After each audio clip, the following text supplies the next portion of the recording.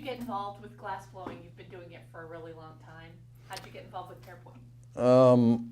A friend of mine, Ed Poor, the engraver, was a night watchman, and he did paperweights at night down at Pairpoint. And I was still in high school, and I had just graduated, and they were looking for somebody that was artistically available. Inclined. Okay. And so Eddie had told me about the job, and I went in and talked to Robert Bryden, and my hair was down to here. So, dude. And so I got the job, and engraving was, just wasn't my kind of thing. In the beginning, it's just grinding and smoothing and polishing and grinding, and I just saw somebody was sick one day in the blowing room, and I saw Robbie, my master, make a swan. That was it. So you hadn't seen it before then, or No. you just hadn't seen I didn't know if it came off of trees, whether they mined it. So how does that, so did you say, Robbie, will you take me as an apprentice? Well, or? somebody was sick that day, so I went in, and Robbie, I love him to death, but you can't understand him now, 45 years, 50 years later. Imagine 45, 50 years earlier. You couldn't understand a word, so he would say, and so I'd see his finger pointing over that way, so I'd go over there and I'd pick this thing up, and he'd go, "No, for Christ's sake," and I'd pick this thing up, and then eventually I'd pick up the right thing and have to bring it over to him or whatever. So because you could sort of kind of understand him, that's how you got that job? Because you could Yeah, figure it out by process? that and You had an ability. I was actually fired 3 times and never left. Okay. It's something, once you get into it, forget it. And I was pretty lucky. So talk a little bit about Roby and his background. Well, Robbie worked, he was a servitor in Edinburgh Crystal. What's that? That is the next top guy. It goes gaffer, servitor, footmaker, gatherer, bit gatherer, stick-up boy. And when Bryden went over the first time in '69, he actually got 3 guys. He got John Irvin, who was the gaffer, and then Robbie, who was the servitor. He was next in line, and then Alistair Ross, who was the bit maker, bit gatherer, or foot maker. And so they were there for about a year. They actually built the factory in '69. It was ready to open in, I think, in 1970. And John Irvin didn't really like the United States too much, so he went back, and Edinburgh Crystal wouldn't take him back because he kind of... Well, Bryden stole a whole team? He interviewed them and asked them if they wanted to come back. He interviewed a bunch of people, and those 3 particular ones agreed. And within a year, for John Irvin anyway, it wasn't Scotland. Right. And so he went back, and Edinburgh Crystal wouldn't take him back, so he ended up working on a bloodmobile in Scotland for the rest of his life. No. Yeah, it's too bad, but, And I can understand. I mean, think about picking up your family and everything you know and just moving to another place, not knowing anybody. And But he probably started as probably a young apprentice as well. oh, So Robbie, probably- yeah. so- Robbie was taught by Geordie, who was taught by Will, who was taught by George, who was taught by, it goes back 1,000 years. And he would tell, I know all these stories from about Geordie. He actually taught, Geordie taught Geordie's son, his son too, as well as Robbie. And you're supposed to have everything done in the morning. And if you're not, Geordie took an iron and bent it over his son's back. And the kid went home crying and told his mother, and she goes, "Well, what were you doing?" And he goes, "Well, I was just talking to the guys while I was filling up the thing." She goes, "You're lucky you just got that." So, it's an old European way to learn. Abuse is a little. Well, I never looked at it as abuse. There's no time to waste. Pay attention. All the BS is worked out the first 300 years. You get all that information funneled to you. And if you want to daydream and look out into the wilderness, then go become a plumber or whatever you want to be.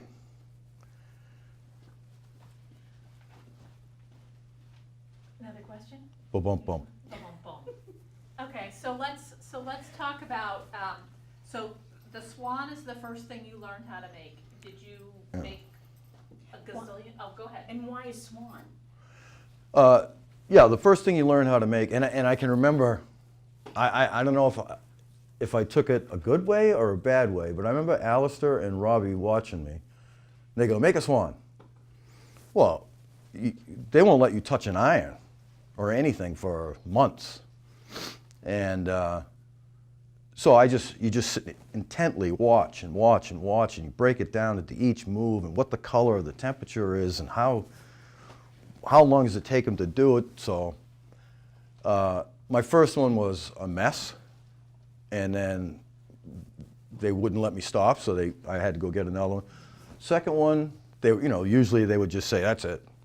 But I think they saw something, and by the third one, I made a swan, which is not blowing my own horn, but that's kind of unusual to make and I saw them look at each other like, and then I went back to doing whatever I do. But a swan teaches you everything you need to know about glass, how fast to work it, what steps to work it in, what color should it be, the speed, temperature, everything about it. If you vary from any of that, it doesn't come out like a swan. It has to be this, this, this, this. And so then you apply all that information and anything Regardless else. of what it is, we have a saying at my studio, it's called heat, speed, and angle. If you have it this temperature, you hold it at this angle, and you turn at this speed, it's going to do this.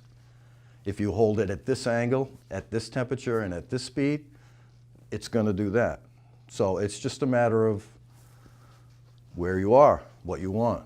You trick the glass into doing what you want it to do. So, all right, so once you've mastered the swan, what happens next? I mean, do you go to being the bottom of the production? You chain are the bottom until you are not the bottom. until somebody else? Somebody sucker- dies, quits, gets fired, or they move you up, Or they move you up, which is, but they moved you up, right? yeah, So did you displace somebody else? I did. And did they get pissed? Excuse my French. Well, they got fired. They got fired, okay. Bill So- Birchfield. So part of, I mean, a lot of it's skill, but part of it's sort of the luck of the process, right? So you were good enough so that Right. when the. I never thought about being good. Right. I thought about what he told me to do, how to do it, whatever he said. Even, I was going to say even today, but even the last few times we worked together, if Robbie was making something, or if I was making something for Robbie, and he'd say, okay, I want you to do it like this, this, this, and this, and this. So I would do it like this, this, this, and this, and this. And he'd be talking to somebody, and he'd mistakenly melt it into the thing. And he'd go, I should be able to sit there all day long and have it, which I know is not true. But I went, okay, how do you want me to do it? And he'd show me this, this, this, this, this is a little bit different. So now I know two ways to make that one piece. So I never, no grief, no whatever he wanted, that's the way you did it.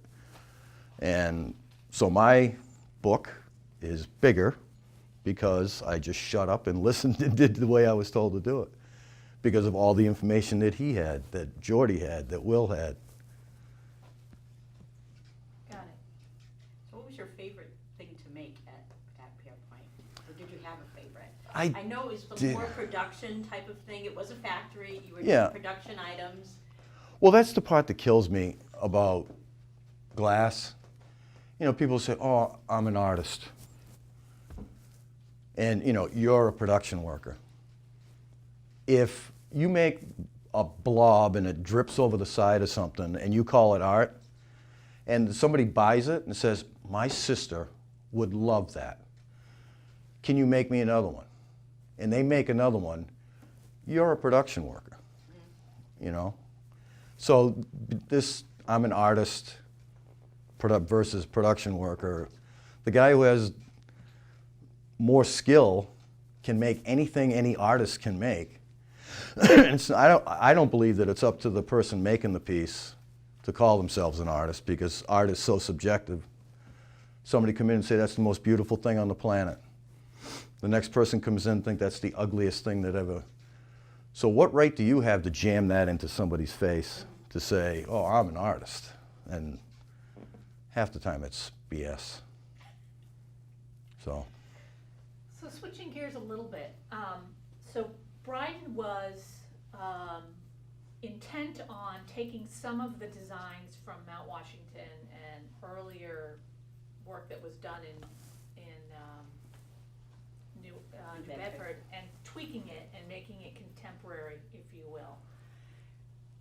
How were things determined that that was what you were, that was what was going to be made, and that's what you were going to focus on, that's what you were going to market, that's what you were going to learn? It was Bryden. Okay, so He would drove choose. the bus. Right. Okay. Yeah. And if he did see you fooling around making something and it had that Pairpoint flair to it or that Mount Washington flair to it, glad I thought of that. Okay. That kind of deal. So, Okay, so I guess, so my question is particularly, I mean, some things like the Burmese glass right. is very distinctive. For me, you know, I think of this as sort of 70s glass, which obviously it wasn't. No, It this way was- before that. But Pairpoint was one of the few companies that was making this, right? And there was a market for it, Right. right? What do you think was the appeal of it? Was the fact that it had some historic value, or was it the You know, it had exotic metals in it. It had gold. It had uranium oxide. It had cadmium. It had, you know, all these different, and just the color of it. It was so unique, so different. And that's one color that's just It's one color. It's called striking. So, like all those pieces, like the yellow piece, the compote, the small compote there. If we didn't heat that in, it would all be yellow. okay. But just where the heat hits it, it reacts to the cadmium and the uranium oxide, and it's called striking. It'll strike the glass. It'll change the composition of the chemical inside the glass and turn it a different color. There's reducing, there's striking, there's different types of color that do react different ways to different things. Okay, so tell us, it's got uranium in it. The Burmese does. Yeah, and Yeah. was that an issue for the glassworks, Um, working with that? No, but I mean, the last batch we did was in the 80s. And I'm pretty sure that's the year that Dr. Flagg, who was a board member here, he worked on the Manhattan Project with Robert Oppenheimer. And that's what got him into glass, as he saw after the explosion in New Mexico, he saw that it turned all this desert into glass around. So he got into glass, and they moved back here with his wife and became a member and a board member. And he had an NRC, National Nuclear Regulatory Commission badge. And we were having a hard time. Bryden was having a hard time getting the uranium oxide. So he went to London and zippy-io basically smuggled 17 pounds of uranium oxide. And we used that for the last batch. But before that, it was no problem. Okay, so is the peach blow also a striking? Peach blow, the selenium ruby, and gold ruby as well. Yeah, they call it amber. Amberine is just selenium glass, and it's a honey color until you heat it in. depending how far you heat it in or how long you heat it in, you'll get a deeper red, half and half, like these pieces over here. I mean, you can basically see that this is that yellow honey color. Right, So that's on the stick up. right? So that was basically a tumbler shape. Just the mere fact of heating in the top, it made this strike, and then you just folded it over and made it into a hat. Now, in this particular piece, it went down a little bit further. So it's all depends on How far you heat it in is how far you'll get it to strike. And then, did the Mount Washington glass have the painted decorations, or was that a Bryden thing? The flowers that get painted? Mount Washington had it, old Pairpoint had it, and we had it. We had I think the very first person to actually do the painting was Robert Bryden's wife, Cynthia Bryden. And then there was Lois McGrady and Phil Killick. I actually did some.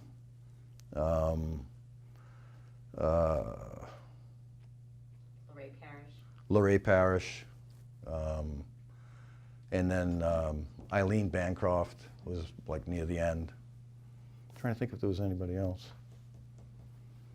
That's pretty much it. So, what are you most proud of what you did during the Bryden years, which was 1970 to 88? I mean, you obviously learned a whole lot during that time period. I'm most proud of the skill that I got out of it, and thankful to Robbie for it. If there was no Pairpoint, there was no Robbie. There was no Robbie, there was no David. That's what I tell, the glassmakers. I go, you wouldn't even have an idea if it wasn't for him. Excuse me.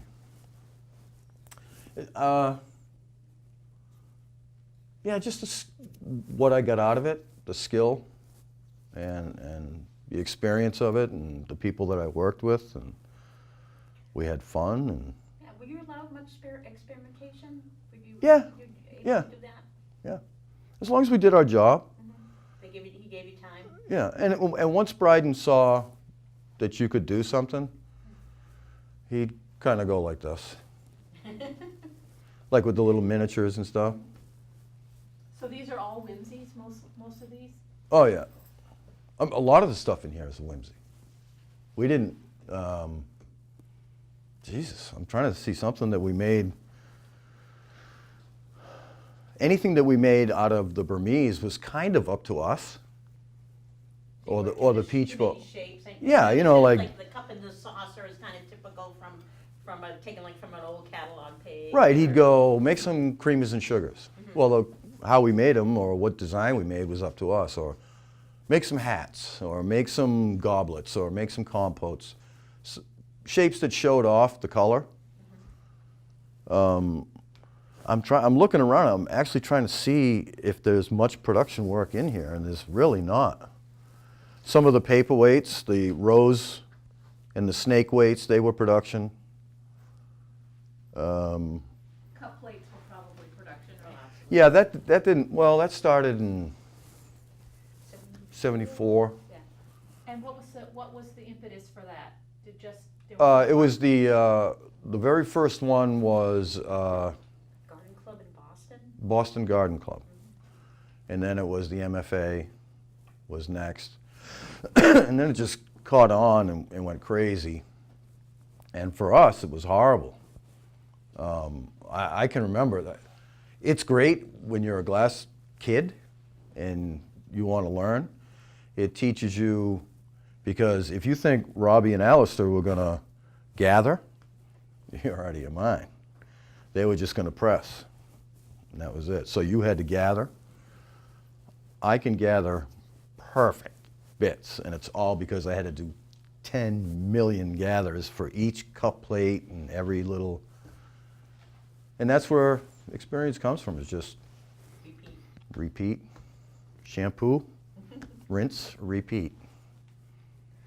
The referee bowl was a pretty common Yeah, shape. And we did. The pictures and? That and we did a lot of lamps. I don't know what happened to most of them, but we did a lot of lamps, clear with the engraving, and then we did some that had a lot had swag, which is just the drawn color. But they weren't electrified, they were oil lamps. No, they were electrified. The wire came out of the top on the all side, right. which I didn't really get too much, but They didn't want to drill? no. Well, it was solid all the way. Yeah, every day he'd come in and he'd just say, make these, make that. And And you had 4 furnaces going at once, so you had. 4,000-pound furnaces, which, So you picked a color and you did, like, put it in the pot for like a month, or? yeah, well, we had staples. I mean, there was always cobalt, there was always clear, and then there was usually an amethyst that would switch, and then we'd have a teal, and then we'd have a covered pot, which looks kind of like a pig without a head. Usually a pot is just a crucible. Right. But this thing was elongated and it had a cover to it. And that's what we made the Burmese, the peach blow, gold ruby. So that was the special stuff. Special. Right. And there even out of those there are some special. Like the peach blow over there that has we called it stone blue, where it has a little bit of a blue tint to it. There was a little bit of cobalt left in the pot when he mixed the, and I think he was actually trying to go for that to make something a little different. I thought it was beautiful. I loved it. I like it, Yeah. but that wasn't. That was wasn't- just one That pot. was a one-off, okay.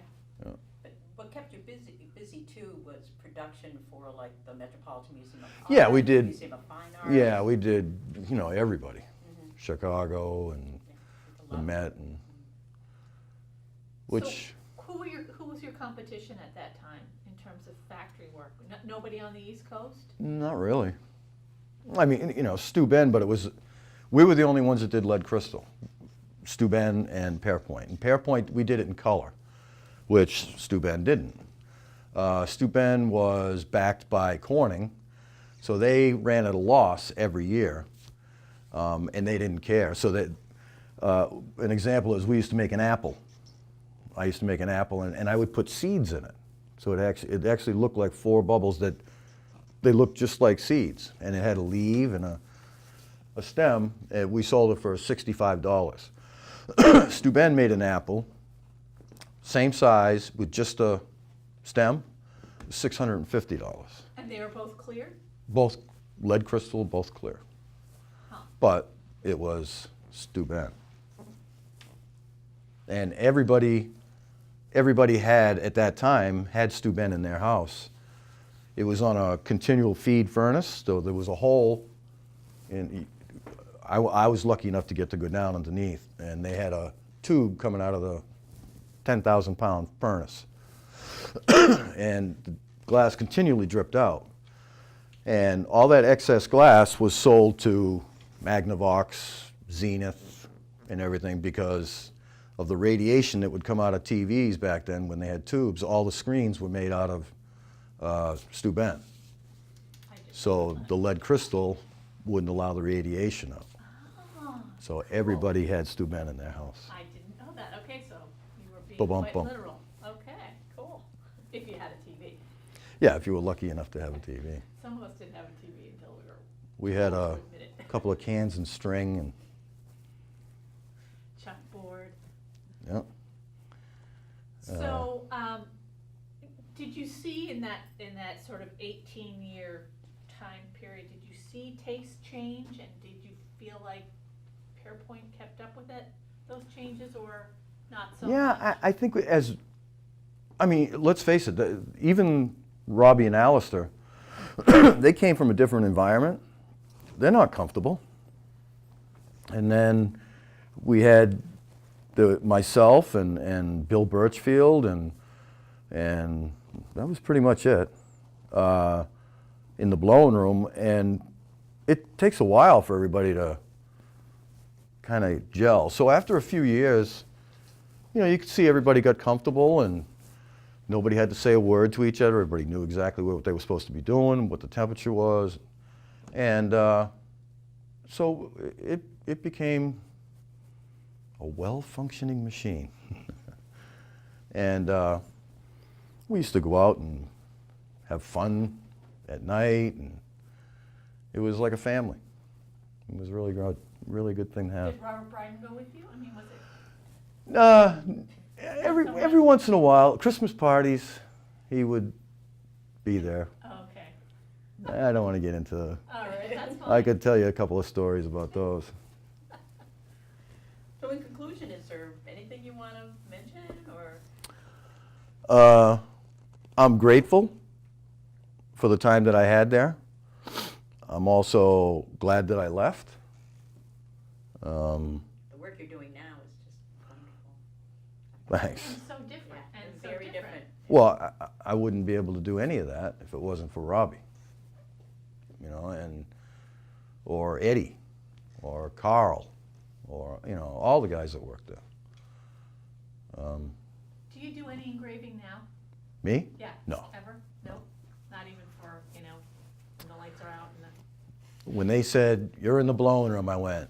see ya, okay. I've always admired it, though. Eddie's hands, oh my God. The things that he used to be able to pick up, just pick up on your own.